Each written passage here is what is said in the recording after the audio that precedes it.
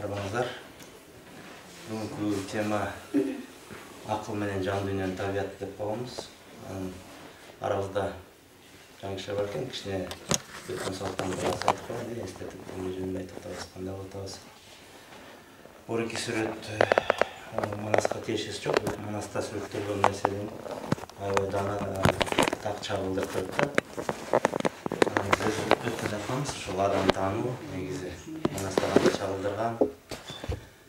Барыбыз 50-60-ка 70-ке чыкса да көп адамдын көпчүлүгү дүйнөнү тааныганы менен өзүн тааныбай өтүп кетет да. Анан кийин негизи жашоодо көп жолу айтабыз, ички дүйнө бар, ички дүйнөнү ук, анан мындай деп айтабыз, бирок ошо ички дүйнө деген эмне? Ички дүйнөдө эмне бар? Ошол биздин кайып жагыбыз, адамдын кайып жагы. Ушундай сүрөттөлөт экен да. Биз баарыбыз акыл бар экенин билебиз. Акыл негизи ошол акылды азыркы адамзат тутуп жүрөбүз. Бир чети аябай жакшы, өнүктүк, жашоо, тиричиликке жакшы нерселердин баары көп нерселерди жасалды.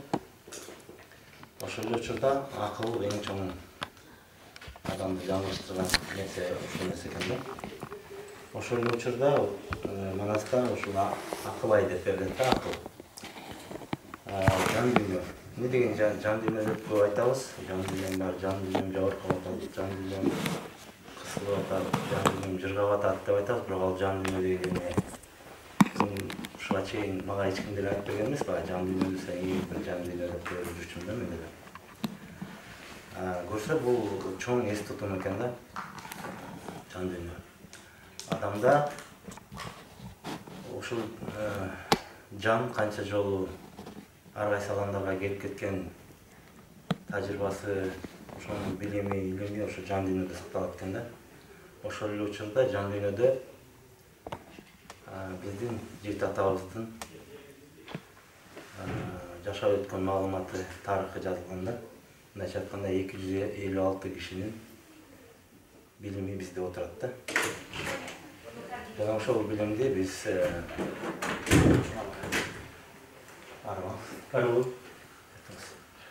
ошол билимди биз колдонсок болот, бирок биз акыл менен аябай алек болуп, ошол билимди ачканга убактыбыз жетпей, ошол билимди колдоно албай көпчүлүк өтүп кетет экен да. Анан ошо жан дүйнөнү Манаста кошой деп сүрөттөлөт да. Кошулган ойлор, кошулган жашоолор, кошулган тажрыйбалар. Жана жети ата деп атканда биз жети эле атаны атын эле атап жүрөбүз. Негизи жети ата, жети эне, жети таята, жети таененин биригип баары 256 киши болот экен. Ошо 256 кишинин басып өткөн жолу, касиеттери, чогулткан касиеттери, таланттары мындайча айтканда, кандай бир гениальностьтары ушул жерге камтылган, биздин денебизде жазылган маалымат. Ошол маалымат сол тарабыбызда кошой деп айтылат да. Анан ушул эки нерсени биз таанып бири-бирин теңдегенде адам ушу кошой ата Манаска жолду билет да. Ошол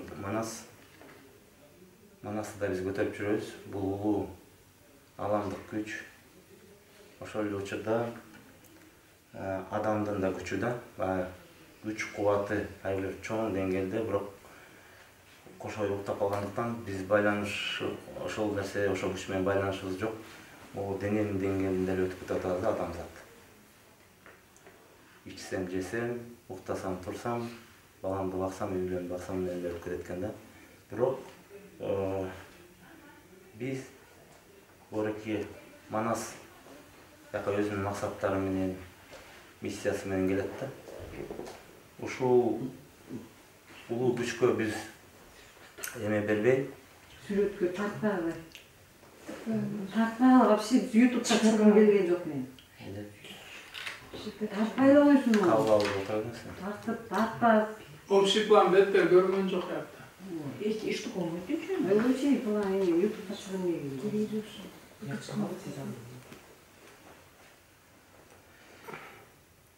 Ошол жан дүйнөбүз негизи биз ошол денебиз. Ошол жан дүйнөнүн максатын, кызматтарын аткаргандан келген, бирок биз акыл менен өнүгүп эле акылыбыз башкарылып аткан дагы биз ошо эки чоң башакты көрбөй өтөт экен да адамзат. Азыркы ошол эң туу чокусуна келип турабыз. Адам ошо акылына, кыялдарына мас болуп, ушул эки чоң башакты ичибизде көтөрүп жүрөбүз. Бирок ошо башакты тааныбай өтүп кетет да адам. Анан адам ушул эки кошой, акыл-ай кошойду теңдегенде бул манас күчү адамда ишке кирет дагы. Анан жана биз айтып жүргөн манас атабыз келип кандайдыр бир адамзатты, кыргыз элин чоң жакшы жаңылыктарга буруп, адамдын жаңы ачылыштарына, жаңы жашоого, жаңы башакка, жаңы жаңылыктарга бурган күч ушул нерсе да. Негизи ар бир адам ошо жана айтып аткан ошо бизде отурган жанагы талант, касиет деп айтып атпайбы, мындайча касиет. Орусчалап айтканда мындай жакшы более түшүнүктүү айтканда бул талант же гениальность деп коет да. Ар бир адамга ошондой бир чоң талант салынган да. Бир эмес, жанагы 256 кишинин да талантын көтөрүп жүрөбүз да. Бирок ошонун бир таланты адамда ушу 7-чи поколениеде болобу же 6-чы поколениеде чоң бышып турган кези болот да. Ошо ар бирибизде азыр бир чоң бышкан талант бар. Анан ошол талантты биз ачпай, адам үй бүлөмдү багыш керек, акча табыш керек, машина алыш керек, үй салыш керек деп отуруп эле анан кийин баягы өзүнүн көкүрөгүндө сезип жүргөн таланты менен иш кылбай эле тиричилик менен эле өтүп кетет экен да.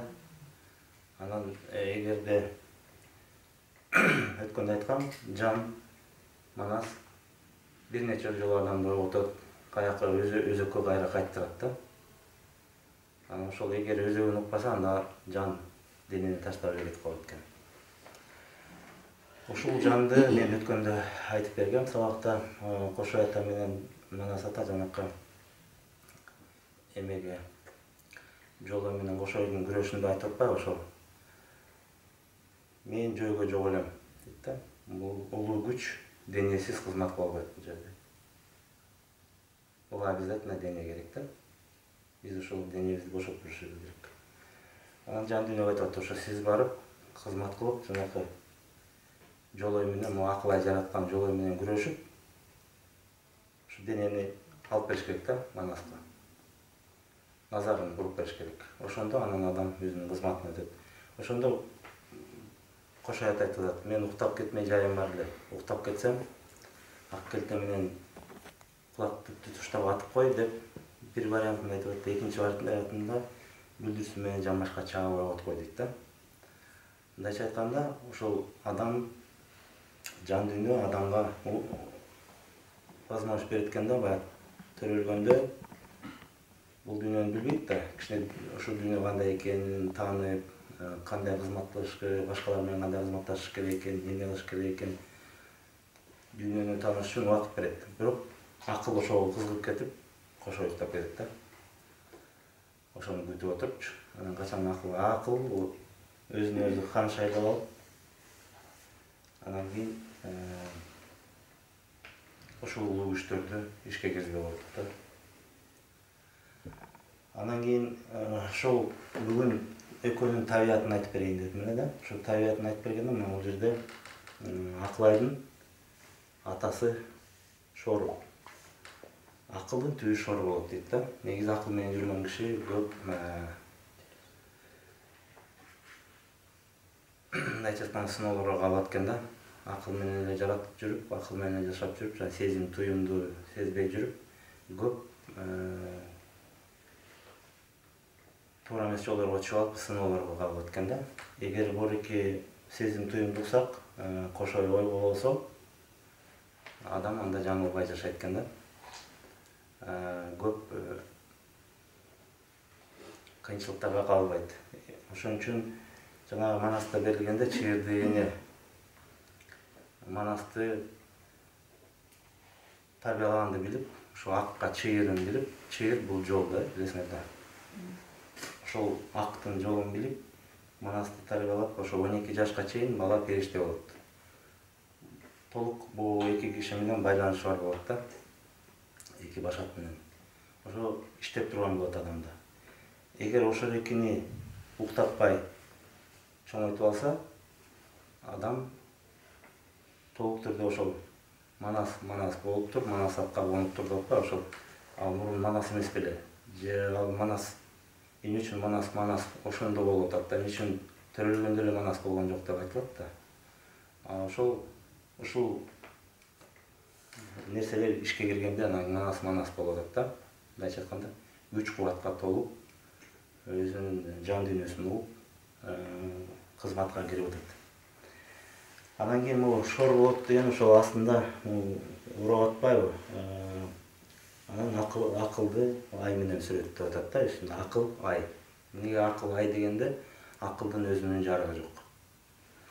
Ал акыл бул негизи акыл деген орган жок, билесиңер да? Акыл деген орган жок, мээ деген бар, акыл деген жок. Акыл мындайча айтканда бул программное обеспечение. Ар кандай билимдерди топтоп, китептен алып, башка бирөөнүн жашоосун көрүп, башка бирөөнүн башка бир элдин билимин алып, ошентип, адам ушундай бир программное обеспечение топтоп алып, ошол акыл болот да. Анан ошо бирөөнүн жарыгы менен жашайт да бул, өзүнүн жарыгы жок. Анан биз айды качан көрөбүз? Караңгы кезде көрөбүз, күндүз көрө албайбыз, ай жок. Күндүн нуру тийгенде ай жок. Анан кийин эмнеге дегенде ошол башка бирөөнүн жарыгын алып, акыл менен жүргөн киши ошо караңгылыкта эле жүрөт да, мындайча айтканда. Биз жана канча билимдүүбүз, илимдүүбүз деген менен кайып башатыбызды тааныбасак, анда адам караңгы эле, айбан деңгээлинде эле, жаныбар деңгээлинде эле өмүр сүрөт да. Жанакы ичип жеп, уктап, башка эмеси жок да. Анан акыл аябай акыл жасап ой бердим деп атпайбы Манаста. Ошо акыл жасап ой бердим дегенде, акыл аябай ойлорду ичит да.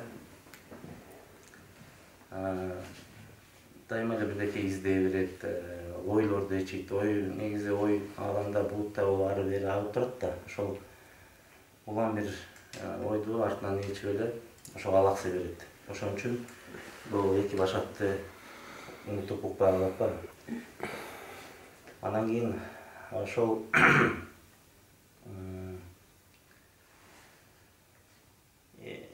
ойлорду угуп отуруп, жел ойлорго берилип, бул дагы жандыктар жаратып алат. Жана жолой жел ойлордун пири деп айтып атат азыр Манасчы Кутмансыдыков. Ошол жел ойлордун пири жолой деп атат. Ошол жолой бул дагы бир программа обеспечение, мындай айтканда жандык. Шайтан деп айтат башкалар, сатана деп айтат орустар. Ошо жандыктар жаратып атат. Нескара дагы. Адам мен синип, мен акылдуумун, мен баарын билем, менден деген киши жок дегенде, адамдын баары төбөсүнөн карап калат да, үстүнөчү. Мен синип, баягы көп нерсесин, көп кайсиетин көрбөй калат дагы, жалаң эле жаман жагын көрүп калат. Нескара, жок кара. Тиги адамда жок, бирок ал сени деп отурат ал карачы. Ошо кара ачкы менен башка адамдардын баары мен сини менен көрүп калат да. Нескара. Коңурбай. Ак менен караны тааныганда ошол акылга берилип кетип, адам ак менен караны тааныбаса, коңур деген бул ак эмес, кара эмес да. Ак менен караны ажырата билбесе, өзүндө турган эки чоң башатты өлтүрүп коет да, Коңурбай. Ичиндеги Манасын өлтүрүп коет да, мындай айтканда акыл менен жүргөн киши ошол кайдыгер болсо, ак менен караны ажырата албаса, калыстык менен адилеттикти тутуп албаса, баягы туура эмес болуп аткан жерде унчукпай коюп, калп айтып аткан жерде сен калп айттың деп айта албай койсо, мына чындыкта эми сынып турат да, ошо акты өлтүрүп турат. Ар бир жолучу. Ошентип атып анан кийин адам өзү коңурбай болуп калат да, баягы улуу, күчтүү, касиетин таанып туруп аркасынан сайып салып атпайбы, ошондо бул мындайча айтканда бул ичибиздеги ошо чоң касиетти өзүбүз өлтүрүп атабыз да. Анан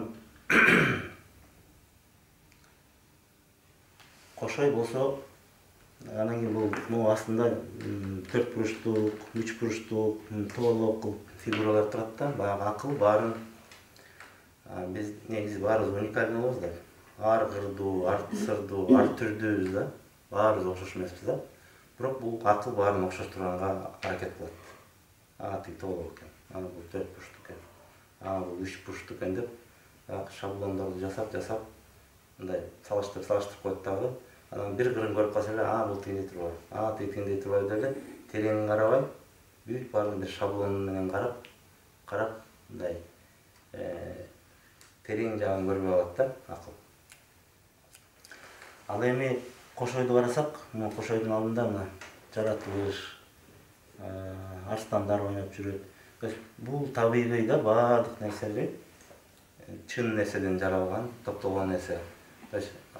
Адам өзүнүн жашоосунда басып өткөн, мындайча айтканда тажрыйба, касиет, чоң бир таланттар да. Анан жанакы биз айтып коебуз го, мынакы табыпчылык касиет, сынчылык касиет, атадан келаткан, ата бабадан келаткан депчи. Ошол касиеттерди мындай бул үйрөнбөйт адамчы.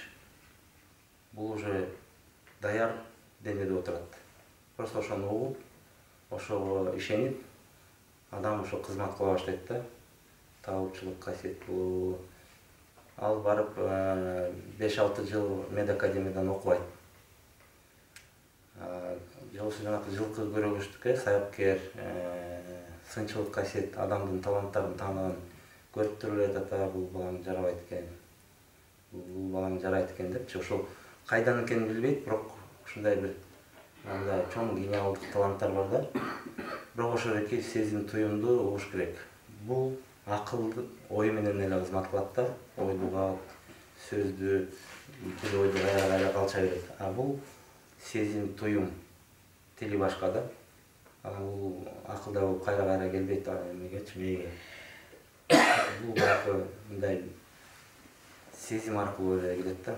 Жака барба, муну кылба дегенде баягы эң биринчи келген сезим туюм эң туура да. Бирөө конокко чакырат го. Анан сразу баргым келбейт, бутум тартпайт деп кейбиз да, анан кийин бой тагынып калат, карыздасам да барып келейин деп анан барабыз. Анан барып бирөөдөн жаман нерсе окуп алабыз, же баратып бир авария болот, же бирдеке болот.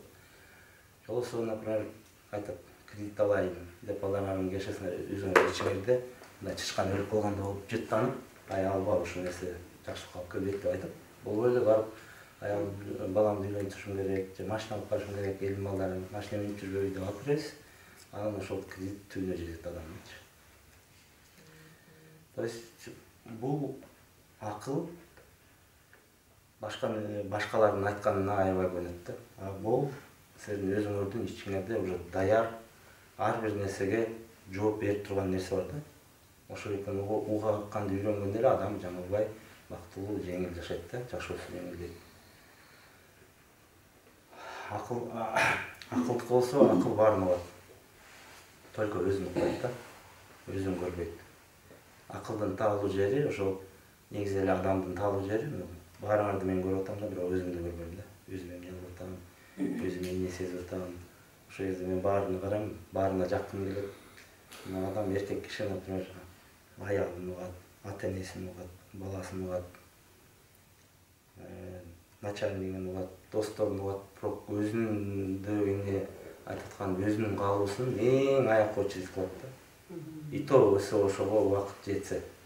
жетпесе ошол эки чуркап эле тиги чакырды эле, бияка барды эле, тиги кылыш керек эле, мынтыш керек эле деп жүрүп эле, а өзүнүн кызматына өтпөй адам өтүп кетет да. Анан негизи бул кошой ошол сезимди дайыма бизге берип турат. Эмне кылышыбыз керек, биз төрөлгөндө эле билебиз.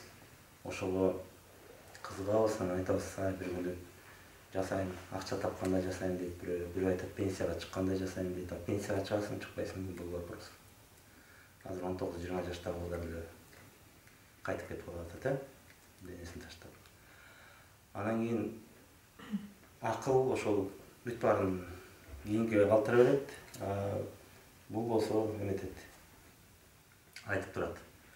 Анан эгер адам ошону укпай атса, жан кызматын аткарыш керек да, манас. Анан бул белги берип баштайт. Бирөө келип айтат, сен ушундай касиеттүү болуп аласыз элең, ушундай эмени кылбайсыңбы деп бирөө айтып кетет. Аны укпайт. Түш аян көрөт. Аны укпайт, түш аянга ишенбейт да, акыл менен жүрөт. Анан кийин бул жанагы ак келте менен ойготом деп эме бербеди беле. Ода бербеди беле. Ошо ак келте менен ойготондон кийин адамдын күчүн алат. Күч кубатын алып коет да. Ошонун күч кубатын алганда адамда кандайдыр бир сыноолор башталат. Жанакы иши жүрбөй калат. Ден соолугу начарлайт. Аварияга калышы мүмкүн, ажырашып кетиши мүмкүн, жумуштан ажырап калышы мүмкүн, акчасы бизнесинен ажырап калышы мүмкүн. Ошентип ак келте иштей берет. Акка келтирүү курал. Ак келте ал ошо жан дүйнөнүн эмесинде санаганда ошол ойготуучу курал болот да. Ар кандай сыноолор менен бизди жан ошо эметет. 40 жаштан кийин аябай катуу иштейт экен адамда. Асыл эркек кишиде анткени уже жана мүчөлүү жаштар менен өтүп көрүп өзүнүн этаптары бар. 40 жашка келгенде уже элге жерге кызмат кылыш керек болот экен. Өзүң миссияң кылбасаң ошондо катуу ак келте иштейт да. Анан кийин ошол акыл анан ушунун баарын эмне үчүн угуш керек, кантип угабыз, кантип иштетебиз дегенде ошол назарды баягы ушуга чейин угуп бүттүк да, башка тиги атаң айтты, энең айтты, эмистер чоң ойдуңар, ар бирибиз чоң ойдук. Өзүбүздүн кыла турган максаттарыбызга өтүшүбүз керек экен да. Ошо кантип угабыз дегенде ошо назарды ички дүйнөгө бурушубуз керек. Өзүңдү ойлоп, ошо мен эмне жөнүндө ойлоп атам, мен кандай максаттарым бар, бияка эмне келдим эле, ушундай суроолорду берип, өзүңдү таанып, ушул 3 башатты таанып, бул кошойду же акыл издеп кереги жок, просто жана ошо ички дүйнөбүздө ушундай касиеттерибизди табышыбыз керек да.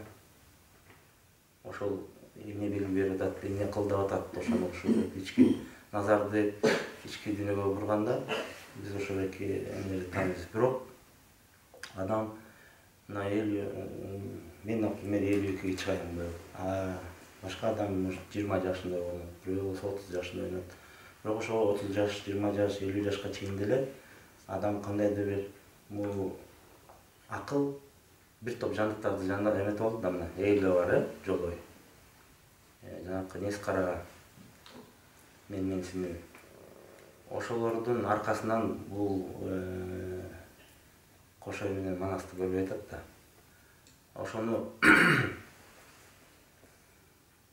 ошол хотя бы нес кара экен, жолойлук кылып атканын, ошол коңурбай отурганын көрүп, адам өзүн тааный башташ керек да. Мындайча айтканда, адамдын ичинде дагы акылдан тышкары көп катмар жандыктар пайда болуп калат экен да адамда.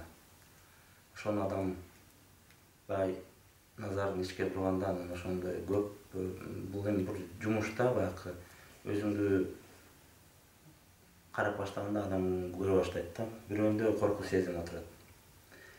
Бирөөндө мындай нааразычылык отурат. Бирөөндө таарыныч отурат. Бирөөндө болсо кыжырдануу, раздражение, эмне баарына эле кыйын болуп, тигинин кылганын деле жакпайт, мунун кылганын деле жакпайт.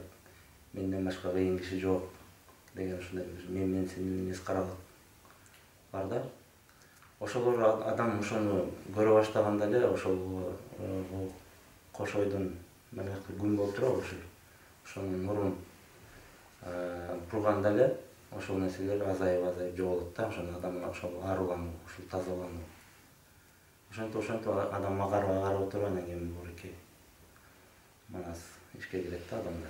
Анан бүгүн ошол айтып берейин деген нерсе ошол адамда кандай сапаттар, кандай жана кандай жандыктар отурат. Ошол манастын биринчи мындайча айтканда эрдиги жана атасы экөө жылкы кайтарып жүргөндө жана жылкылар бир жерге кирип кеткенде калмак, ошол жер кайтарган калмак корттук деп айтылат. Бир вариантында коркут деп айтылат да. Ошол келип эмне жылкыңды кармабайсың деп анан кийинки күндө Жакыпты манастын атасын сабап кирет да. Сабап киргенде манас бала чыдабай кетип барып укурук менен башын жарып өлтүрөт да. Эми ошол жерде эмне бар дегенде ошо чечмелегенде негизи адамда коркуу сезим отурат да. Могу адамдын үстүнө ай болуп турбайбы? Ошо акыл бизге кирген жанакы эки башакты жаап турат да, могу манастын күчүн. Ушул мээни жарып өтүш керек болот да, ушул акылдычы моореке байланыш үчүнчү. Анан жана укурук менен жаппа уругуңду ук. Уругут бизде ким? Манас могу күч. Ушул күч айтып турат эмне кылыш керек, кандай кылыш керек депчи. Анан коркут же корктук.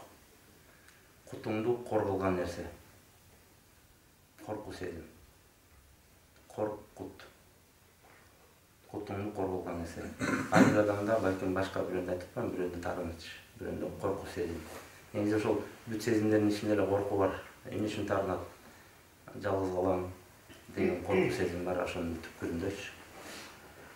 Эмне үчүн тыжырданат? Мени эч ким укпай калат, мени эч ким баалабайт, сынабайт деген да коркуу сезим болот. Ошентип эле баары ошол кутуңду кор кылган нерсе отурат да, ошол үчүн адам коркпой аттап өтүш керек да. Көп адам коркуп жашайт. Например, башка бир өзүнө жакпаган адам менен жашайт, анан балдарым үчүн жашайм, эл эмне дейт деп жашайт. Анан бактысыз болот, таяк жейт ошол жерден. Көп сыноолорду өткөзөт башынан. Эгер коркпой ошо көкүрөгүн угуп кетип калганда, эметкенде башкача жашоо болот да. Же болбосо жанакы бир жумушта иштейт, ошол жумуш акча алып келет, үй бүлөмдү багат, жагабы жакпай, канча кыйналса да, канча кысталса да, канча мээнетке бели байланса деле чыдап иштетип жүрөт. Канча ден соолугу кетсе деле, эмне дегенде андай коркуу сезим бар. Эртең иштебей калсам, аялымды ким багат, баламды ким багат деп өзүнүн кутун коргоот да. Эгер кетип калып, өзү жакшы көргөн ишти жасаса, балким элге да таанылып, элге дагы кызмат өтүп, анын аркасынан байлык, бийлик да келмек да. Ошон үчүн көп адам өзүнүн кутун коргоп эле чыдап, жана кыла турган ишин кылбай, башка бир ишти кылып эле, жанакы курсак үчүн, тамак үчүн, кандайдыр бир жылуулук үчүн комфортный условияны таштап кеткиси келбей, кандай кичинекей болсо да комфорт, акчам бар, эртең тамагым бар деп чыдап жашап иштеп жүрөт экен да. Анан ошонун түрлүү нерселерин айтылат. Эмне дегенде ошол урукту укпай, эң ошол чоң мындай сыр ошол урукту угуп жашоо да, өзүңдүн ичиңдеги урукту угуп жашоо эң чоң сыр. Мындай айтканда сыр деле эмес, бирок баягы бактылуу жашоонун сыры ошол жерде экен. Баягы биз көкүрөгүбүздү укпай, ошон үчүн азыркы адамдардын көкүрөгү көр, көзү сокурук, кулагы дүлөй болот да. Потому что акыл жаап турат да. Башка оорки дүйнөнү көрбөй турат. Өзүнүн ичинде ушундай дүйнө бар экенин билсе, ушуну укса, такыр башка жашоо ачылат эле. Албетте, ошол жашоо менен ошол оорки ким уругун угуп жашап баштаса, бүгүнтөн баштап чоң өзгөрүүлөр болот адамда. Анан бүгүн угуп атасыңар по-любому өзгөрүүлөр болот. Анткени дегенде адам ошол түзөлө баштайт да, баягы. Бул баардык нерсени билет, ичинде отурат. Просто тете качан адашып кетип калды да. Эми ошол жерден кайра урукту көздөй, кайра ошол өзөктү көздөй кайтыш керек да. Ошону угуп, күндө ошол көңүл буруп, ошол өзүм эмне кылгым келип атат. Канча жылдан бери жасап коеюн деген ишим бар эле, ошону эмне үчүн жасабай жүрөм деген суроолорду бериш керек да адамчы. Анан ошол мен кылып аткан иш, бүгүнкү иш ошо мага керекпи, менин уругума, менин жаныма ошол керекпи деп суроолорду берип эметкенде, ошол кереги жок нерселердин баары кете баштайт да. Адам балким ажырашып да кетиши мүмкүн, жумушунан кетип калып, башка жумушка орношушу мүмкүн. Ушундай бир тазалануу, жанакы өзүңдү көрүү, өзгөрүү. Өзүңдү көрүп таанып баштаганда анан өзгөрө баштайт адам. Тегерегин баары өзгөрөт. Иштеген жери өзгөрөт. Дос болгон адамдар кээ бирисине канча жамандык кылса деле кээ бирөө басынтып, бирөө мете берет го, тамашалап, тең туштардан деле басынтып, ишенбей, аялым деле ошондой. Анан ошо чыдап, эми 30 жыл жашадым, 25 жылдан бери дос болуп жүрөм деп эле чыдап жашай бергендер да бар да. Анан кээ бирөө ошону дагы аттап өтүп кетиши мүмкүн. Ошол өзгөрүү. Бирок ал өзгөрүү, ошол өзүңдү таануу. Эгер мындай ошол киши жазылган болсо, балким кандайдыр бир ажырашуу убактылуу болот, бирок кайра келет ошол адамчы. То есть ушул адамдардан мен ажырап калам же досумдан ушунча жыл дос болуп жүрүп, анан кийин эртеңки күнү дос болуп аламбы деген коркуу сезим болбош керек да. Эгер чынында досуң болсо, ал кайтып келет да. Апрелде кетет, тааныш болот, бирок келет. Аны мындай эжелер уже башыңардан деле өткөзсөңөр керек, кээ бир достор менен ажырашып катнашпай калып, кайра анан кийин кайра катнашып. Анткени ар бир адам бизге бир учурга берилет. Кээ бирөө бир эле мүнөткө берилет, бир сөз айтат, кетет. Кээ бирөөгө 5 жылга, кээ бирөө 2 күн жүрөт жанында. Кээ бирөө 30 жыл жашайт, төпөштөп, акка келтирүү аракетин жасайт, анан аракети ишке ашкандан кетип калат. Ушундай нерселер болот да. Ошону кошо интуиция болобу? Интуиция ошол бир эле кыры да. Интуиция мындай бирөөнү сезимге берет, бирөөнү бизде жазма көй кишилер бар.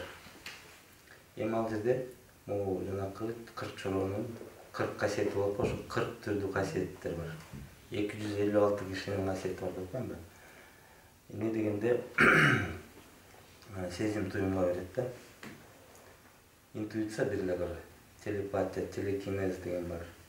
Автописьмо, яснознание, ясновидение, орусча айтканда, кыргызча сөздөрүн биз айтсак, мындай көнүмүш эле нерсе болгондо, көз ачыктык, табалттык. Телекинез деген, телепатия, телепортация деген бар. Ал дене ички дүйнө, ички дүйнө ошол эметет, байланышка чыгат ар кандай. Анан телепатия деген бар, кыргыздар илгери мындай жан соо ийкеп башы менен бир эки сөз менен сүйлөшүп калганда, мындай ичке тата деп айтып отурчу. Ошондо кошойдо бүт ушунун баары бир кошойдун ичинде болот экен. 40 жоронун касиети бар, кошойдо камтылган десек туурабы? Туура болот. 40 жоро. Ал ошо 40 жоро манас чогулткан касиеттер да, аны чоро деп айтылып атат. Негизи бул жан дүйнөгө келгенде, адам таанууга келгенде бул касиет. Ар кандай касиеттер 40 бул жөн условный число, балким бирөөдө 70. Бирок ошол 40тан же 70тен бирөө силерде эң бышкан бирөө бар да.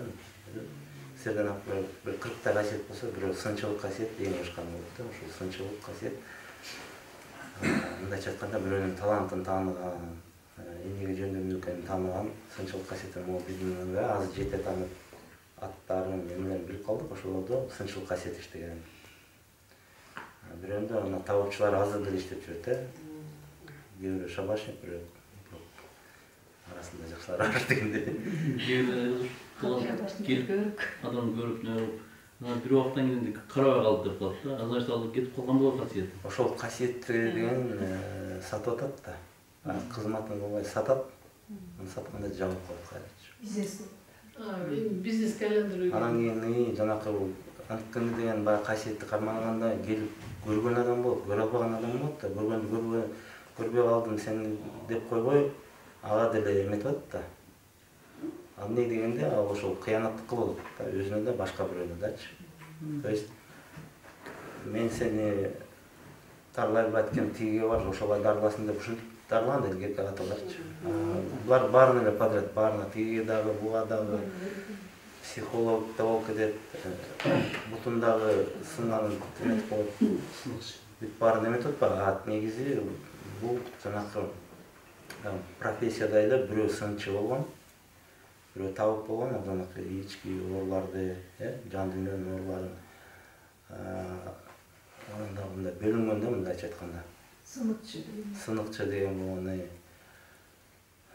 санчылар бар. Санчы адам сан менен эле эмесин түздөп коет, аурасы, ар кандай эмелер менен. Ушундай касиеттер көп да, бирок ошол адам издениш керек. Менин касиетим кайсы? Бирөөнүкү айтымчылык касиет, мен силерге айтып берип атам. Бирөө жана манас касиети, ал тиги адамдан алат, ал аркылуу эме келет, информация келет. Эргешбай ата мына жакында өтүп кетти. Ал киши ручкалуу эле жазган. Эчтеке эметкен эмес, ал только автописьмо деп коет. Эмне келип атат деле билбейт. Анан кийин окуп бүткөндөн кийин оңдоп түздөп эметип коет да. Бизде дагы эже бар, автомобиль эже жазып атат азыр. Жазгандар көп негизи бизде. Бирок ошол касиетине ишенип, тандап элге чыгар, убагы да келет ошондой. Анан ошол касиеттүү кишилерге түздөлүп, ошондой калыптанып, ошол коомду ошол кишилер мындайча айтканда жетекке алганда, биздер акчасы бар, атасынан алган акчасы бар, анан кийин мындай энергиясы күчтүү кишилер башкарып атат азыр. Ошонун касиети могу миссия болуп атат, азыр эме айтканда. Миссия или предназначение. Касиет бул деген эме талант. Мындай бир гениальный талант деп жөндөм да. А миссия деген ал ошол эмени, талантты уже колдонуп элге пайдасын тийгизүү да. Бул башка нерсе, бул уже иш, ошону аткарыш керек да. Ошону кээ көтөрүп жүрүп аткарбай өтүп кетип атат да. Анан кээ туура эмес жагынан буруп ийип алдырып кетип калат. Элмирбек мына бизде Элмирбекти барып таңсаңар акын, чоң сонун касиети бар, чоң кызмат кылсын. Бирок жанакы өзүн өзү жеп, жанакы эмеге негативный эмоциялар берилип атып, эртелик кетип калды. Кызматы толук өтпөй калды элгечи. Өттүм баягы. Бирок баягы көңчө негативный жагы эмет калды. Кандайдыр бир туура эмес болду деп ойлоп атам да. А так эгер касиет ушу манас касиетин ойготуп, баарын элге таратып, элге чачып атпайбы? Ол жалса дагы кайра таратып берип атат да элге. Ошол жогуна баарына. Касиетти ойготуш үчүн эмне кылыш керек? Өзүңүздү изилдеп, урукту болуш керек, урук. Кантип Уругубуз ошол эме да. Ушу назарды, жан дүйнөнү, мен жана айтып атпаймынбы, бул ички дүйнөнү сезим, туюмду болуш керек да. Кантип болуш керек дегенде ошол акылды тынчытыш керек. Эң эле эмеси тунууга да отурсаңыз болот, эмелери толтура да. Мен азыр кичине анан тизмектеп айтып кетейин. Негизи биз ошол касиетибизди көргөзбөй, акыл жаап туруп атпайбы ошо. Эмеде мээде аябай күчтүү иш жүрүп атат да. Башка өзү укканга ошол убакыт жок болуп атат. Мисалы, колубуздан нан алып жейбиз, анан ордуна коюп коебуз колдучу. Акыл да ошондой болуш керек. Керектүү ишти жасады, кайраттан чыкпаш керек. Биздин акыл сагыз чайнагандай кайра эле иштебейт. Тиги ойду ойлойт, бир бул ойду ойлойт, тигини ойлойт.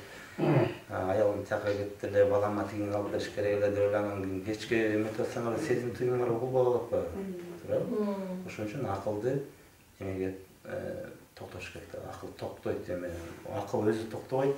Акылды тундуруш керек да, баягы келип аткан ойлордун эмесин токтотуш керек да. Потом, так вот. Биринин артынан бирөө келип да.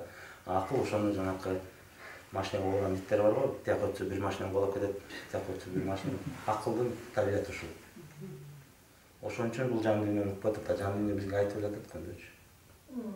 Анан ошон үчүн күндө мындай өзүңөрдүн бир убактыңар болот. Тынчып бир жерге отуруп, ошо өзүңөрдү укканга убакыт бөлүп, акылды кичине тынчытканга убакыт бөлүп. Потому что бизде анын үстүнө да акыл эмеге адамдын акылына аябай күч келип атат, анткени информационный поток аябай көп. Телевизордон деле сайрап атат. Телефон туш чыкпай азманда, азыр деле мынтип коюп койсоң тың деп эме келет, кайра аласың, анан кирип кетесиң да, 1-2 саат отурасың ошол жакта. Кадимки эле наркоман болуп калдык, туура? Анан жан дүйнөнү укканга качан сен убакыт жок болуп барат. Занят болуп каласың. Эгер биз ошо жан дүйнөнү угуп эметкенде, анан кийин сезим туюңдар. Мунун эме примери жанакы кээде биз берилип мында душка түшүп атканда ошондой бир сонун идеялар келет го. Ошондо акыл токтойт да. Бир ишти мында берилип жасап атсаңар, акыл ошого эметип, жанакы ошол поток информация токтойт да, ошондо озарениялар келет. Аян болуп калат, аян. Транс сыяктуу болуп кетти, транс. Бир эме транс сыяктуу состояние болгон ошондо. Акылды кантип токтотот? Ар бир ишти кылып атканда ошол эле ишти кылып, ошого берилип жасасаңыз, акылыңыз токтоп калат. Анда тияка бияка чуркабайт. Ошондо бир иш кылып атканда, жер казып атканда да аябай мындай иш кылып атканда же чуркап баратканда мындай ушундай жакшы ойлор келет. Аны чуркап бүткөндөн кийин же иш бүткөндөн кийин унутуп каласың ошо. Башка ойго келип кетет. Ал нерсе унутулуп калып атпайбы? Потому что иштегенди билбейбиз да жан дүйнөнү. Жан дүйнөнү ошо укканга, кимге же жазып алганга, жана атам эле айтат. Үйүндө бүт жазда деген тетрадь ручка жазат дейт. Өзүмдүн жаныма кошелегиме салып жүрөм дейт. Шаг ой келди, жазат отурам. Биринчи өзүнө белги берет экен. Эгер силер ошол менен иштесеңер, силерге да ошондой бир эме болот, анан белгилер болот да. Ошо келе турган нерсени көп кишиге тай түш аянда берет. Түш аянды угуп, анан бирок ошо түш аянды чечмелеп, акылга салбай, ушинтип адам өзү менен жан дүйнөсү менен иштеш керек да. Биз көбүнчө башка менен иштеп атпайбызбы? Тигини кылабыз, муну кылабыз. Өзүбүз калып калабыз. Керемет өзүбүз, кут өзүбүз. Эң гениальный адам өзүбүз. Бизден өткөн гениальный адам жок, анткени менден башка адам мендей боло албайт. Мен эле мендей боло алам, башка адам өзүнчө гениальный, башка адам өзүнчө касиеттүү. Ошону ар бир касиет ар бир адамда. Жан бөлөк да. Жан бөлөк. Жок, жан бирөөлө. Жок, эми сиздин жаныңыз өзүңүздө. Атаңыздын жаны атаңыздыкы, сиздики да ошон үчүн бири-бирине боло албайт да. Азыр эмеге эме бербей атасыз. Сөзгө маани бербей атасыз. Могул жан баарыбызда бир. Баарыбызда ошол бир жанбы? Бириде жан, баарыбызда турат. Бирок ушул дүйнөнү ары кандай көрөт да. Ушул ары бир жерден көрөт. Ааламдагы жан да ушул манас бир эле. Баарыбызды белгилеп турган. Анан ошол биз Кошойго келгенде, Кошой деген бул жерге көп жолу келген да. Жан дүйнөбүз көп жолу келет да. Ушул дүйнөгө, башка дүйнөлөргө Кошойду сүрөттөгөндө ошо 18.000 аламдан каталган киши дейт да. То есть 18.000 аламдан көрүп келген и байланышы бар. То есть ошо жанакы касиетибиздин ала турган информация, акыл эс казына бар да, ошол жерден информация алып турат. Байланышы бар. То есть биз жан дүйнөнү уксак, ошо билим даяр түрүндө өзүбүзгө келет. Жана эжелер жазып атпайбы, даяр алар ойлонбойт, мынтип жашаш керек эле, тигинтип жашаш керек эле, мынтип көргөн, ал просто эме. Манас деле манас айтып баштаганда, ал транска кирет дагы, жанакы канал менен байланыш алат, айтат. Ал эчтеге кошо албайт, азыр айтып атпайбы, манаста кош болгон, жазганда кошушу мүмкүн, айтканда кошо албайт. Ал транста айтат, болгон айтат, жазып калыш керек. Ушул жанагы мусул вопрос болуп атат да. Баарыбызга бир жан дегенде ушуну чечип бериңизчи, ошо такыр түшүнүксүз болуп атат. Бореки улуу күч баарыбызга жайгашканда ушул жашоону ар түрдүү кылып көрөт да, сиздин өзүңүз менен, эжеңиз өзү менен. Улуу күч деген ушул кандай да, Кудай. Кудай. Баарыбызга окшош жан бергенби? Ар бир жан өзүнүкү да. Жан дүйнөнүн ар бирке өзүнчө, а бул жан баарыбызда бир эле. Бир эле жан. Тарап кеткен Ар бирибизге берилген. биз бөлүп мына акыл менен бөлүп карап атабыз да. Бирдей маанилүү. Буякка келгенде мунун баарын бир көрөт да. Бирдей маанилүү. Бир эле. Я. Бирдей деген маани. Бирине чоң, бирине кичинекей бергенде. Жок, бирдей чоң, бирдей кичинекей эмес, баарыбызга бирдей эле берген, ошо угушубуз ар кандай да, ошону көрүшүбүз, байланышыбыз, Деңгээлибизге жараша. Жана мисалы тиги кишине бергенде жаны чыгып кетти деп атпайбы, анан кандай баарыбыздыгы бир болот. ал ошо сизден чыгып эле туруп калат, ал эч жака кетпейт да, кайра кирет. Башка бирөө. Жан мына ушул биякта денесиз кызмат кыла албайт атпайбы? Биз ошо денени бошотуп берген киши жок болуп атат, жолсу Кудай келип бияка өзү эле оңдоп түздөп, жанагы манастар кылып өз талаасына көчүрүп коет да. А ошол акыл менен жүрүп бошоткон киши жок болуп атат да, аймегенде. Ушул жакшы чечмел болсоңуз, атуу гүл айтып атасыз, андай орнобой атпайбы башыбызга? Сиз азыр айтып атасыз, денеден жан бөлүнбөй атпайбы дедиңиз, э? Анан Жок, денеге жанга дене баш ийбейт атпайбы, дененин акылдын ээси, акыл эс манас. Акылдын ээси манас. Ушул Кудай, жан, эмнеге высшая я, эмнеге ишенесиз? акылдын ээси манас. Биз азыр акыл жөнүндө айтпадыкпы? Акыл баарын бизге мешать этет деп. Анан акылдын ээси манас деп атасыз. Жок, ошол акыл баш ийиш керек ошол жакачы, жанга. А бул өзү кам болот атпайбы, момтупчу, жан. Ошондой жөндөмү бар да бул акылдын. Ал ошол Анан ошол акыл деген манаска баш ийиш керек. Акылга, манаска баш ийгенде бул чоң жакшы кызматкер болот да. Бизге аябай чоң кызмат кылат. А эгер мунун ээси жок болсо, айтып атпаймынбы, жанакы кутурган итте болуп, бир машина кылат, анан кайра тиги машина кылат, анан тиги машина көрөт, бул машина көрөт. То есть биз качан акылга ээ болгондо, мынчтан да акыл неме болот экенде, биз акылга ээ боло албай атабызбы? Жок, акыл. Сизде акыл башкара болгон да. Акыл башкара. Акылыңыз ошо жан дүйнөгө. Жок, ошону кайра биз акылга өзүбүз башкара алганда ошондо тура болот да. Азыр бизде акыл башкарып атат. Акылды тынчытыш керек да, бул автоматтык түрдө иштейт өзүнчө. Биз аны башкара албайбыз. Ал бизди башкарыш керек да идея. Биз ошого бошотуп беришибиз керек. Бизде ушундай сыйкырдуу күч отурат. Бирок ошол кылайын деп биз өзүбүз акылыбыз менен эме бербей атабыз да. Уруксат бербей атабыз да, мүмкүнчүлүк бербей атабыз. Потому что биздин акылыбыз дайыма занят болот. Ошол негизи сиз эми маалымат алдыңыз да, менден сурабай ошо жаныңыздан сурасаңыз, бул кандай, эмне үчүн ушу жан, ушу Кудай эмне үчүн баарыбызга бир десеңиз, мен кошоюңуз жооп берет. Ошону сизден тереңирээк түшүнүш керек да, мындай кичине.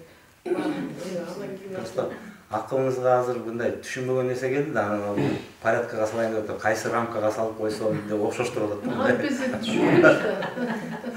Акылдын табиятын өзүңүз көрсөтүп атасыз. Ошол вопрос кантип акылды башкарат? Эми акылды жанакы кишине айтып кеттим. Акылды жан дүйнөнү тынчып, жан дүйнөнү тынчып деп айтып калабыз го, жан дүйнөнү тынчыды депчи. Ошол акыл тынчыганда жан дүйнө уга баштайбыз да. Негизи жан дүйнө тынч эле болот, бирок айтып турат. Анан жанакы биз айтпадыкпы, аябай көп ой бар. Ошол ойлордон арылыш керек да. Жана манаста айтып атканда, эр сыргакты Марпири 9 күнгө тунууга отургузулат да.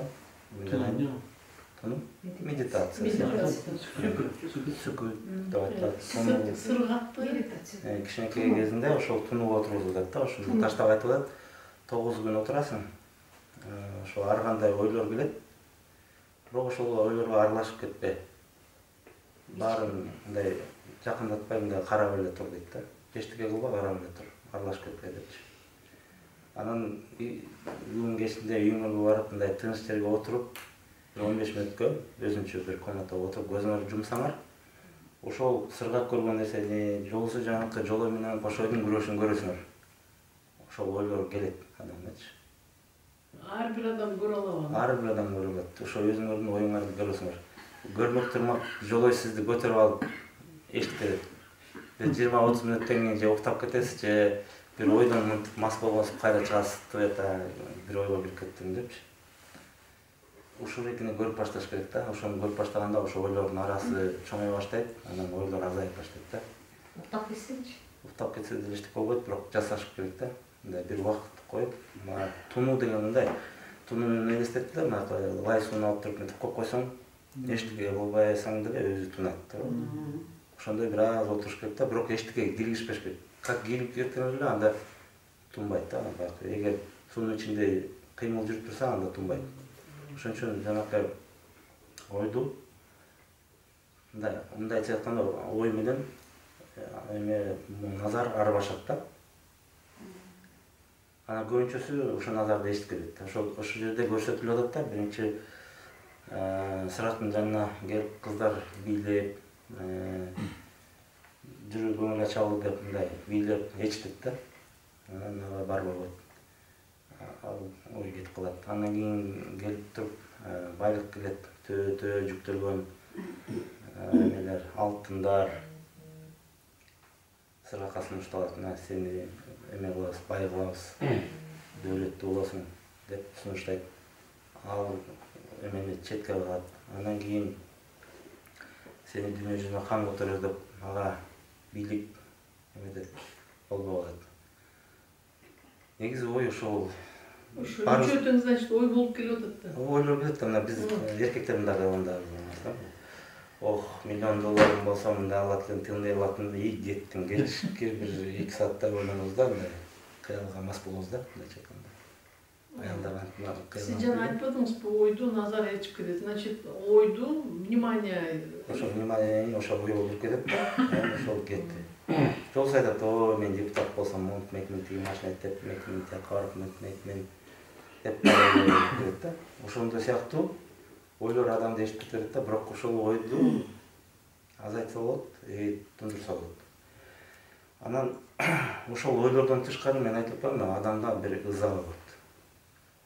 Бир тарынган нерсе болот. Кайра ошол ой келет да, например, бирөөнө бир 10 жыл мурун ажырашып кетти, аягына тарынып калган, анан кайра күндө бир маал эстейт да, баягы бир жолу ичкен уусун күндө иче берет адамчы. Ошон үчүн акыл тунбайт. Кайра ошо бир жвачкадай болуп, кайра бир ойду эметип берет да. Ошондой ойлор эң көп энергия алат да адамдын. Эң көп энергиясын оортканда ошол, ал ошол өзүң уу ичкенге барабар болот да, кайра бир уну иче бересиң да. Бирөө болсо, например, досуна тарынып калган, ошону дайыма эстейт, отурат, анан бир кыялданып, аны дагы бир 10-15 мүнөт же 1 саат жолсу бир жерге барып бирөө менен сүйлөшө кетсе, ошону эстейт да, ошол жөнүндө айтып берет. То есть ушундай бир энергияны алган көп ойлор бар да, ошолорду тазалаш керек да, жан менен тынчтырыш. Ошо бар экенин эле назар салып, ошону моюнга алып, ушул кечирип, ошол иштерди бүтүрүш керек. Жолсу мындай бирдеке жасайм деп бирөөнө угада берип коет да, анан дайыма эстейбиз, өзүбүздү жаман сезебиз да, ушинтип айтып койдум эле, жасабай жүрөм депчи. Ошону же жасап бүтүрүш керек, же списоктон чийип салып айтыш керек. Бүттү, мен жасабайм, колуман келбейт экен, кечирип койгула деп туруп. Ошентип жанакы ичибиздеги кайнап аткан ойлордун баарын азайтышыбыз керек да, потому что биздин ошол акыл муну калчай берет да, кайра калчай берет. Көп энергиябызды тапкан өзүнүн баары ошо келет. Биз негизи өзүбүз энергиябыз да. Басып жүргөн, кыймылдаган энергиябыз. Ошол энергиянын баары ошого кара берет да, анан биз жан дүйнөнүн качан укпайбыз аны. Кайра келе берсе, кайра настраиваться ете берсек. Анан кийин жан дүйнө тынчыганда ошол адамга мындай кубаныч келет, жеңилдик болот. Любой нерселер жеңил жасала баштайт, ошондо анда жан дүйнө биз уга баштайбыз да. Жан дүйнөнү угуп, жашообуздун угуп, теге тегеребиз айлана чөлөбүз тазаланып ошентип баштайт. Эгер ичибиз оңголуу жанакы нерселерден тазаламасак, тегерегибиз автоматтык түрдө чөйрөбүз, тышындагы эме өзгөрүп баштайт да. Анан ошолокиге көңүл буруш керек да, ошол ичибиздеги эмелерден, анан кыялдардан, миллионер болсом, президент болсом деген эмелер бар да, ошолорда көп эме этет. Анан ошол касиетти талдаганда, сенин касиетиң ошол барбы, сен депутат чын эле боло аласыңбы деген баягы түшүнүк келет да өзүңө. Чын эле мага керек ушул. Мен чын эле ошол өйгөлөрдү чече аламбы? Азыр Facebook'та карасаңар бүт нерсе каралып атат да, мындайча айтканда, баары эле депутаттар мынтсе болмок, президенттик интсе болмок, төлөмөк, кечке анан талашат. Анын астында эмелер жазылат. Комментарийлер бири-бирин сөгөт. Болор болбос жок нерседен уруш талаш чыгарып, бири-бирине эме этет да, жан дүйнөсүнө кыянаттык кылат. Өзүнүн жан дүйнөсү, башка бирөөнүкү эмес, ошолдун өзү ичип атат да. Ушундай нерселердин баарын көрүп баштайсың да. Эмне кыжырдатат, эмне эметет. Ошол нуреки дүйнөнү ташташ керек да, мындайча айтканда. Ички дүйнө, ичинде эмне болуп атат, ошону билсеңер, бул тегереңдеги дүйнө да өзгөрүп баштайт да. Анткени бул дүйнө бизге күзгү. Ичибизде эмне болуп аткан нерсени тегерегибиз болот да. Ички дүйнөбүз тазаланган сайын көзүбүз дагы жаркырап, жайнап, жакшы эме көрүнө баштайт да. Жакшы жашоо. Тиричилик дагы ойду алып келет, энергияны алып келет. Ой азайган сайын күч кубат. Адамда күч кубат, жаратмандык энергия иштей баштайт, жана озарение эмелер келет. Ошол жардамга келет да эмеден баары. Жанакы ар кандай касиеттер ачылат адамда. Сиз айтып атпайсызбы, кошо 18.000 ааламдан байланышкан деп. Ошону да кичине чечмелесеңиз. 18.000 ааламдан байланышкан дегенде ошол ар кандай каналдар бар да. Эми ага чейин көп убакыт бар, морек акыл менен эсептеш менен чечтик ашылбайт да. Биз анча-мынчасын туюп жүрөбүз, бизге бир маалымат келет го кээде. Бирок ошого биз ишенбейбиз. Деп маалымат келди деп. Ошондо ошо биздин эле оюбуз болуп атат да.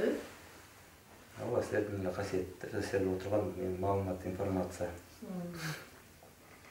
Демек бизде ошо тияка эмебиз байланышып, баарыбыз ачылганда ошол жака да эмебиз болот экен да, ачылат экен, эгер касиетибиз баарын ачса. Мен жана айтып бердимби, эжелер, эже байкелер башка кайыт дүйнөдөн, акыл эс, манас казынадан маалымат алып жазып атышат. Ошондо жөндөмдөр ачылат.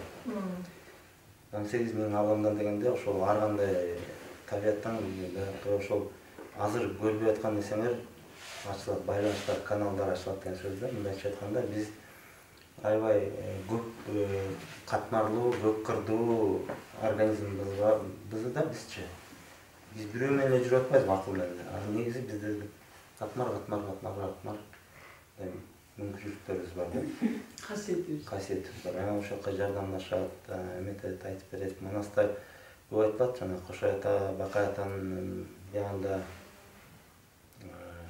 кичинекей балдар, колдоочулар айтып бергендечи. Ал сыйкырдуу нерсеге көп ишенбейт, бирок ошол бир кандай ичиңерде бирөө угат, бирөө көрөт, бирөөнү түз эле колуна салат, бирөөсүнө ясно знание деп коет. Кайдан билбейт, бирок барып эле ошол жумушту кылат.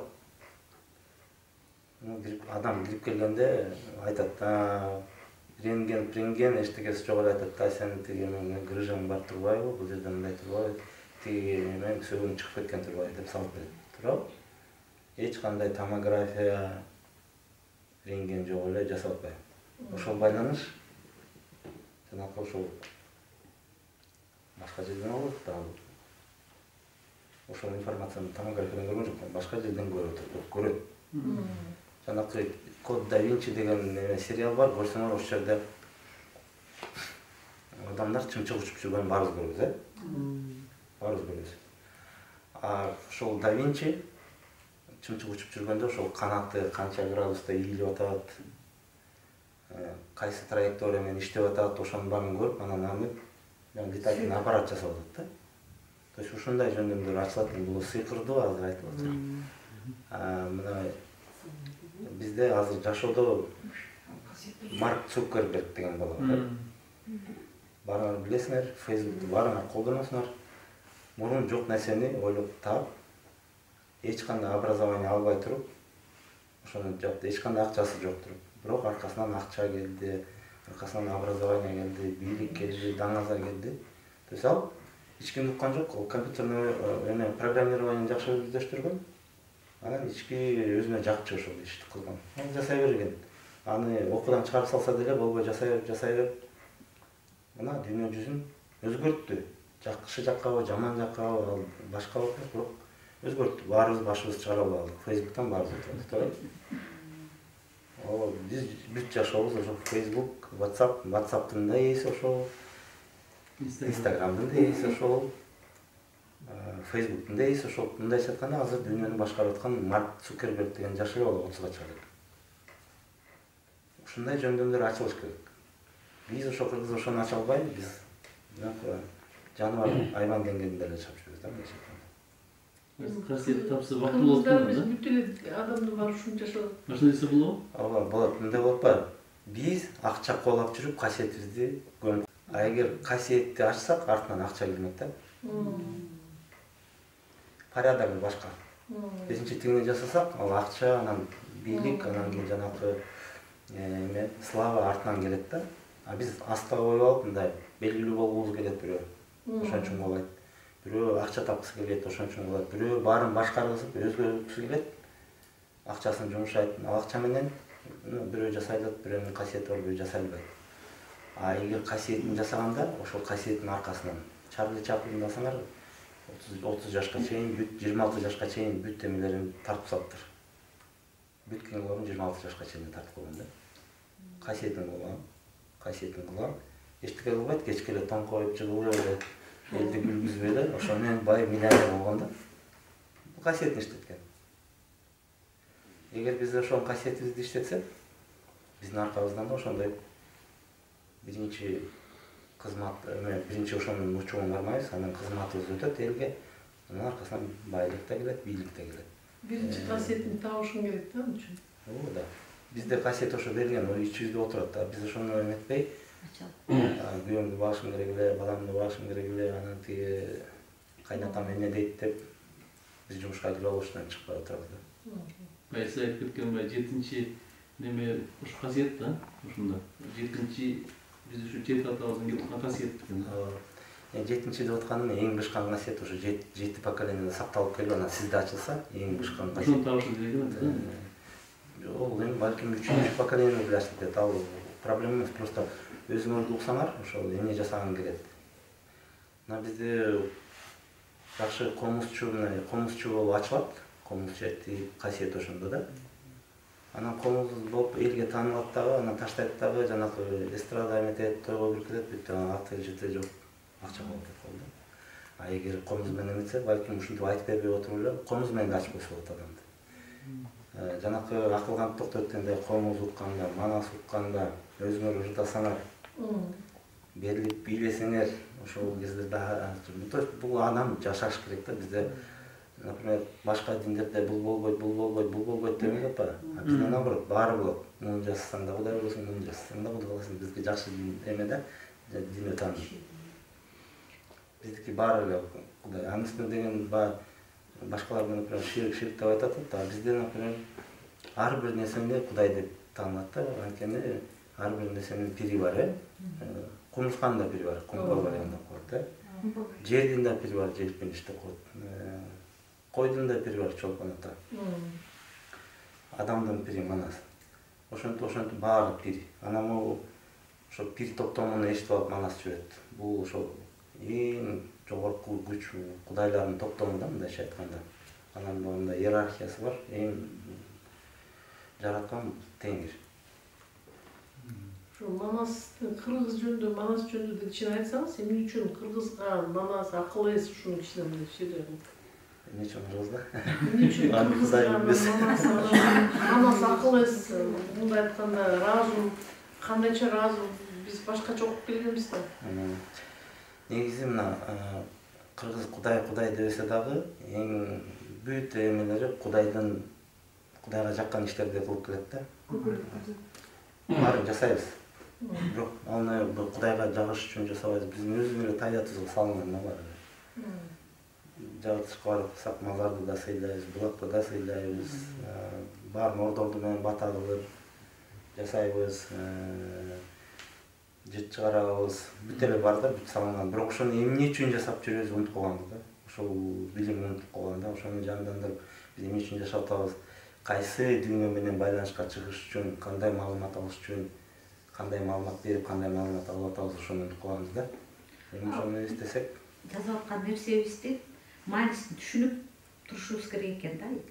Ошондо конечно, ар бир нерсени бир эме менен жасайсыз. Автоматически жазып атабыз да, ал нерсени биз көндүм адат. Бурсап кушабыз, бизге жөн эле нам болуп калган. Болмосок деген аябай мындай айтканда сакральный процесс да, бирок ошол эмеге жыт чыгарып атабыз да. Ата бабага ошол күчкө бизди иштесин, бизге ошол байланыш үзүлбөсүн. Бир формасы да эми маанеге азыр тегерек болуп түшүп атышат го. Ошо формасы да тең туруш. Ошон бар. Эмне үчүн салбай жасап жатабыз деген суроо болуп атат да. Ошого да жооп жок да. Ошол биздин ата эне бул эле биринчи эле жолу болгон жок. Бүт баары унутуп калып, манас төрөлгөндө да унутуп калгандан кийин ошо чээрди эмелей билип, ошо чээрди салып, манасты ошол бойдон эчип чыгып атпайбы. Биз 12 жашка чейин Кудай менен түп-түз байланышта болобуз. Бала деген периште деп айтылат да. Бала деген мына күлүп, жайнап, бирөө менен сүйлөшүп, жыргап, ойноп жүрөт, мына чыбык берип койсоң бир күн кечке ойнойт. Туурабы? А биз ошо жөндөмдү бузуп койдук да. Ата эне билбестиктен ошону сындырып алып атат да. Ай боек отур, мен телефон көр деп колуна сындырып, главное, чтобы ызылдабасын.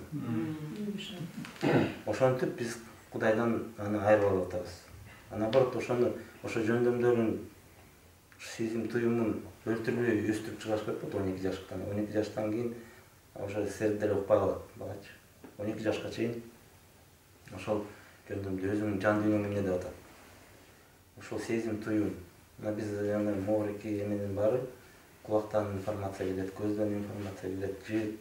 Бир адамдын мына кирип келгенде жытын эле сезесиң да, айтасың, киши туура эмес жүргөн экен деп, сезесиң. Бирок ошого ишенбейсиң, бул тиги жибербеди эле. Бул чоң киши, начальник өнүп отуруп сүйлөшүш керек деп анан сүйлөшөсүң. Кирип келгенде эле мындай сезим келет. Бул жаман бир ой менен келиптир депчи. Бирок анда 1-2 секундтан кийин унутуп каласыңар да, сүйлөшө бересиңер. Анан алданасыңар. Жок, ошону жаш жакка буруп коюп процесс деген бар да бизде. Жаман ой. Эгер өзүңүздү таанысаңыз бура аласызбы, же тааныбасаңыз унутуп калсаңыз кайдан бурасыз? Жок болот бурса. Акыл басып болот экен. Жок, эми ошону сезген адам эми жаш жакка аны менен сүйлөшүп атып, анын оюн деле буруп койсо болот да. Эми ошону мен айтып атпаймынбы, биз ошого ишенбей унутуп калып атпайбызбы? Акыл менен сүйлөшүп айтып коебуз. Биз аны башкара албай, аны эмес, өзүбүздү башкара албай алданып калып атпайбызбы ошону айтып атам. Все-таки манас жөнүндө айтып бериңизчи. Эмне үчүн кыргыз, эмне үчүн манас акыл эс. Хоть ушактан түшүнөлү да анан кичине ылдый кетебиз. Эмне түшүнүп жанында көрүшкөндө айтасың. Манас акыл эс деп атасыз, акыл эс. Анан кыргызда, манас деген кыргызда да. Ошо баштан түшүнбөйлү. Жок, аким немесин бүтүп алсын деп айтат болсоңуз.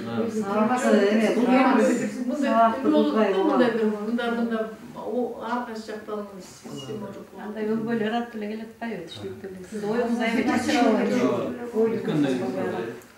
Оюңуз үчүн акыл эс деген Акылыбыз деген сабактын аягында болуп эти. Туура эле сурап берип эле. Мен эми түшүндүргөнгө аракет кылам, сизге жеткизе албай атам да ошол нерсени. Акыл тынчтаныш керек ал үчүн. Бул бизде эң чоң, сиздин денеңизде эң чоң күч башат бар. Денеңиздин туу чокусу бул акыл. Андан кийинки катмар кош ой, жан дүйнө. Андан кийин эң туу чокусу бул жан, манас. Манастын күчү. Жан дүйнө менен жан бөлөкпү? Ооба да, жан дүйнө менен жан бөлөк да. жан Кудайдын дени күчү. Мм. Ал жан дени болсо ушул сиздин лично ар кайсы эмелерде чогулткан жана сиздин ата бабаңыз чогулткан информация жан дени. Ал өзүнчө катмар. Бул эс тутум мындайча айтканда. Сизде отурган бир эс тутум бар. Эс тутум. Память. Память. Эс тутум. Значит, жан дүйнө эмес эс тутум, э? Эс тутум. Эс тутум дегенде аябай кичинекей эле болуп калат, бирок жан дүйнө аябай көп. Память деп коет. Сиз баягы өзүңүздүн рамкаңызга киргизе албай атасыз да? Киргизбегенде жөн эле кетип калат, түшүнбөй. Значит, жан дегенди манас дедиңиз, э? Ушундайбы? Ошондой. Манас. Баары бизде отурат. Борики эки катмар иштебейт атат. Анткени бул биз акыл менен жүрүп, акыл ошол бул экөөнү уктап койгон да. Эми биз ошол эки ичибиздеги башка катмарларды көрөлү, тааныйлы, ошол менен кызматташалы деп аракет кылып атабыз.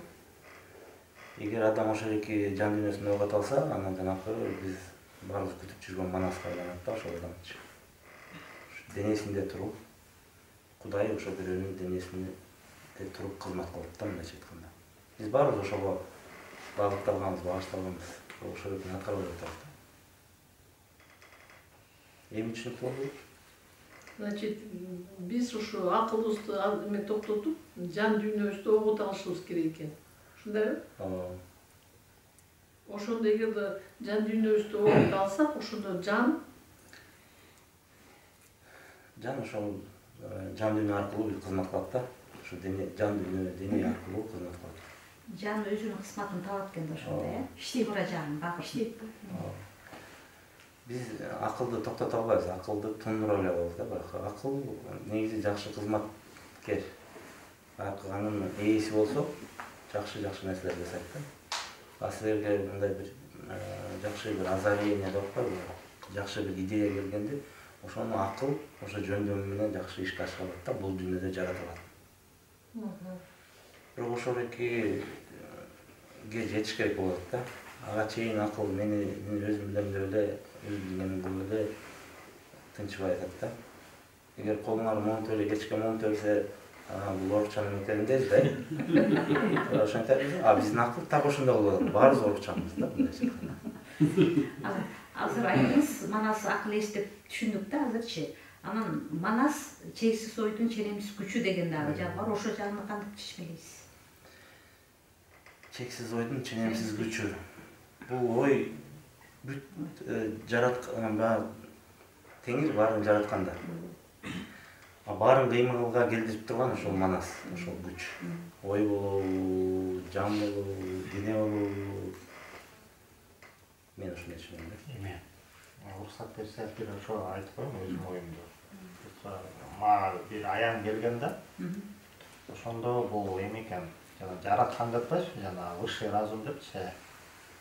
Высший разум ошо жараткан экен, анан жараткандын бир санскритте дагы бул байыркы аты Манас деп аталат экен да. Ошо жараткандын бир аты ошо Манас экен да. Анан кыргыздар максат айтып аткандарды негизи менин туймумда бул кыргыздар илгери эле билчү да. Просто биз унутуп коюп, анан кайра жаңылап ошо түшүндүк кетет да. Анан аябай кыйналганда кыргыздар ошо жараткандан Манасты сурачу экен да. Мен түшүнгөнүм боюнчачы. Манас бер, ошо эми аябай кыйналган, эметип калганда, бул Манасты кыргыздар ошо билип, анан жараткандан өзүнөн сурайт да. Ошондо Манас бул жараткан өзү жиберет экен ошо. Бир эмеси болчу. Жерге айдалганда. Ошо бул өзүнүн бир эмеси, баягы күчү дейби, же бир бөлүгү дейби, ошол өзүнүн эмеси да. Бирок бул Манас жерге келгенде бул адам болуп келет да. Бирок буга чейин ошол жанагы бака, кошой, бөкөт аталар, чыйырды деп айтпайбы, бул өзүнүн жол жоболору менен ошо даярдалып туруп, ошо Манас келгенчи, анан ошо тозуп алып, анан ошо туура эмеге менен алып кеткен да. Адам катары да алар бул жашоодо бар болгон адам келет да. Бирок ошол Манас экенин билгизип, кайра эметип, анан ошондо дагы бар го, жана Манас төрөлгөндө бул чын эле Манаспы же Манас эмеспи деп дагы анан эмелерди белгилери болот да. Жана кошой, көкөтөй, анан бакай болуп келишет да, үчөөчү ошо баягы жылдыздын эметкенин көрүшүпчү. Анан Дагы мен айтарым, ошо мага да мындай деп эме берилгенде, жанагы высший разум эмне деп ошо суроо берип атканда, бул көкүрөк көйдөн иштей баштайт экен да, ушул жараткан менен байланышканда, бул качан байланышат? Жараткан ошол мындай деп түшүндүрүп болгонда, жараткан менен Кудай деген эмне? Айырмасычы. Жараткан это вот высший разум, который создает миры дейт да. При этом ошо созданный мирлердин башкарып эметип, ошо менен непосредственно бир единый целый болуп, анан ошол общий Кудай экен да. То есть биз жаралганбыз да. Жаратканданчы бул жер, аала баары жаралган. Ошонун баары эле эме экен да, бир бүтүндүктө болот экен да.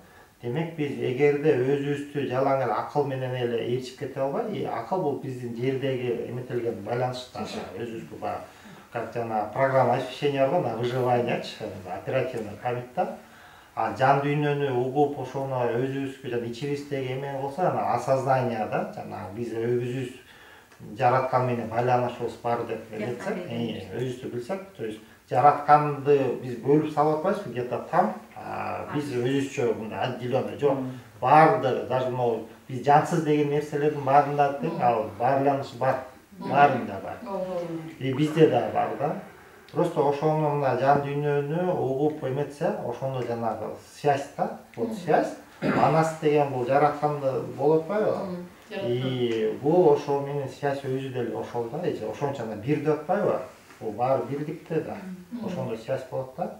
Ошо связьды эметкенде могу жери аябай жакшы болуп да, мына жан дүйнө анан өйдө жакка ошо жараткан менен ошо байланышка чыгып кете аласыз да. Ошо менен байланышка чыгып эметип атканда, көкүрөк көйдөн аябай иштейт экен дагы. Любой эле вопросту берсе, сразу жооп берет, бир убакытты берет, бирок эмеде жашоо жеңил болуп калат экен да. Анан бирок ойго кайра кирип, же туура эмес болуп калабы, же билбейм, же жараткан өзү жаап коюп, жабылып деле калат да, көкүрөк иштебей деле калат. Анан ошол көкүрөк көйдөн деп коет го, кыргызда көкүрөк көйдөн менен иштейт деп коет го, жанагы. Анан көкүрөк көйдөн иштебей алгандар жанагы кеме болуп калат. Жанагы Нескарган. жок, кеме болуп калат. Көбөк болуп калат. Коңурбай. И как ошондой болуп калат да, ошону сизге же бир аз жардам бердимби ошо түшүнүүгө? Ошондо эгерде жаратман деп түшүнсөк, анда значит Кудай деп түшүнсөк болот экен да. Жараткандай. Мага мындай деп айтты да, жараткан деген вот высший разум, который все создает, да, и все управляет мирами. А Кудай деген ошо жараткан, ошо жаратып аткан мирлер менен непосредственно одно целое единое болуп создавать этилет экен да, ошол баары, то есть бүт он сам и все, что он создал, все единый целый деди да. Ошо все единый целый, это вот Кудай деп айтты да. То есть биз, мы часть Кудайбыз да. Бирок ошону биз өзүбүз билишибиз керек экен, осознаниячы. А осознание это через вот могул кетип атпайбы мына, биз мы осознаем ошону менен. И биз ошондо бири-бирибизди деле түшүнүп анан эме да, мындай гармонияга келе баштайбыз да. Анткени кара ак деп атпайбызбы? Алдын баары эле ошо жараткандын эмеси да, закону боюнча эметилген, создать этилген. Ошону туура эме кылып, анан гармонияга келе баштайсыз. Жакшы айтып бердиңер. Бореке, мындай түшүнөт адамдар. Эмени биз азыр ошо акыл менен эмеге баарын бир түшүнүк жараткан атпайбызбы, ошондо мындай жалпак тил менен мындай эле түшүндүргөндө, бул акылды азыр биз таанып калдык, акылыбыз бар экенин билесиз. Бирок бизде ошо акылдан бир 1000 эсе, 10 000 эсе күчтүү дагы бир акыл бар да, мындайча айтканда. Ошол экинин күч кубатын ачышыбыз керек болот да. Ошол мына ошол жакта кошо айтам менен манас ошол бизге дагы жардам бере турган мындай чоң дагы күчтүү акыл эс бар да. Акыл эс. Ал жерде эстетим биз кандай ошол жерде мындайча айтканда жан бул навигатор деп коет го, азыр навигаторго адрести берсеңер, силерге адресин көрсөтүп берет. Монда барасың, тигинде барасың, течеден бурбасың, бул жерден буяка өтөсүң, 13-чү үй деп көрсөтүп берет да. Ошондой сыяктуу жан да билет да, бияка эмнеге кызмат кылышыбыз керек, кай жылдан кандай сыноо болот, кандай өтүшүбүз керек, ошонун баарын угуп жашасак, адамга жеңилдик келет да, анан жардамдар келет. Туш тараптан жардам. Туш тараптан жардамчылар келет. ошол эле болушlar келет, ошол эле единомышленниктер келет, тарапташтар келет, керектүү адамдар келет, жаңы достор келет, жаңы мүмкүнчүлүктөр келет, жаңы каражат келет, жаңы жумуш келет дегенде ушундай. Ошол экинчи жаралуу болуп эсептелет экен адам. Баягы адам өзүн таанығанда өзгөрүү болуп кеткенде анан эме болуп кеткен. Анан бир суроодо Манас акыл эсти атпайбы? Акыл. Что время, да? Бул жашоонун эмеси да, бул материалдык дүйнөдөгү адамдын акылы. А эс деген бул жогору жактан келүүчү экөөнү теңдеш керек экен да. Эс сизде отурат. Ошо келген, төрөлгөндө сизге келип жайгашкан. Памяттан, акыл дүйнөдөн келип салынган нерсе. Каналдар бар, байланыштар бар. Акылды эсти ортого алып келгенде биз Манасыбызды таба алабызбы? Ошондой да. Акыл менен эсти ортого алып келиш керек. Мындай болот да, ошол акыл эсти теңдеш керек, экөөнү тең уга билиш керек да. Экөөнү тең уга билгенде анан бул киши дейбизби, энергия иштейт да, анан ошондо биз жана Манас болобуз. Биз күтүп аткан Манас ошондо болот да. Адамга жайгашып, анан эле акыл ажыратып көрөт, бүт баарын майдалап, хирургда болуп, тегана орган болуп көрөт да. Кошой баарын бир көрөт, баарыбыз бир экенбиз, бир организм көрөт. Жана эже сурап кандайча баарыбыз бирбиз депчи, ошону боректи ойготкондо ошондо өзүңүз көрүп баштайсыз. Баарына жаман көрбөй, бул болсо бул айтат, тиги жаман, бул карган экен, бул татынакай экен, бул страшный неме экен деп бөлөт да. А бул баарыбыз бир тууган экенибиз билет. Баарыбыз бир сыноо өтүп аткан, бул кечиримдүү, бул баарын кабыл алат. Азыр бирөө айтса обязательно акыл менен жүргөндөр мына бир сөз айтса, жок андай туура эмес деп сразу кесип чыгат да акылчы. А бул айтат, бул деген кошойбу дейт, же эспи ал? Кошой. Кошойлук касиети ал айтат да, бул ылыялык касиет, бул бир өсүүдөн келген экен, бул да адашып шагынып жүргөн экен. Мейли, мунун дагы айта турган сөзү бар экен, мейли деп коет да, унчуп коет. Ар бирине эле ажылдап, ар бирине айтып, буяк ылыялык касиет. Бир 90го чыкканда, же бир 70ке чыкканда бир ушундай бир адам көп тажрыйба топтоп, көп нерсеге калыптанып, анан кийин баягы эметип калат, көз карашы өзгөрүп калат го, болгон адамдар баягы. Ай балам, ой, эмеңди коротуп эмне кыласың дейт. Жаш кезинде 35 жаштыкта согушканга чейин бармак ошол эле сөз үчүнчү. То есть ошондой жөндөмдөрдүн баары башка бояк жагыбызда да, кошойт. Эми убакыт болуп калды окшойт. Эс деген эме разум да, мисалы акыл деген ум болсо, эс разум. Ошо мына биз кандай болуп калганбыз? Орусча айтканда эле түшүнүп атабыз. Ошон үчүн эне тилди көбүрөөк сүйлөгөнгө аракет кылыш керек. Разумбу эме? Памятпи эме? Эне тилди көбүрөөк сүйлөгүлө кыздар балдар. Мындай болуп атпайбы? Азыркы бир эле нерселерде эже сурап атат, только башка тилдерде сурап атат да. Ошол эле эмени эзотериктер мына ум, сознание деп айтат да. Ум, сознание деп, жана высший разум деген бар. Высшее я, низшее я деген бар да. Биз ошол жөнүндө эметип атабыз, бирок биздин эне тилибизде, например, ошо мен ушуларды сөз чечмелерин укканда мен жан дүйнөмө мындай өзгөргөн да баягы. Өзүм сезгем ошо чын экенинчи, чындык экен, ушул ак экен. Өзүмдүн тилим мен да өмүр бою орусча окугам.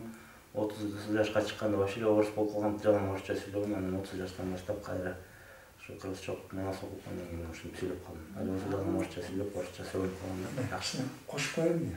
Бир мүнөт. Мындай турат, высший разум баарын жаратканын. Бирок бизге ар бир кишиге эме берилген да. Жана орусча айтканда ангел-хранитель деп коет. Колдоочу деп коет, колдоочу дегенде ошол канаты бар. Биздин Кудайыбыз ошо да. Биз азыр да Кудай менен байланыша албай эткенбиз да, напрямую. Ар бир кишиде өзүнүн эмеси болот. Ошо бизге берип турат өзүнүн эмесин. Акылын жиберип турат. Биз аны укпайбыз да. Жана интуиция деген ошондон келип атат баары. Адам өзү ойлоп таппайт аны.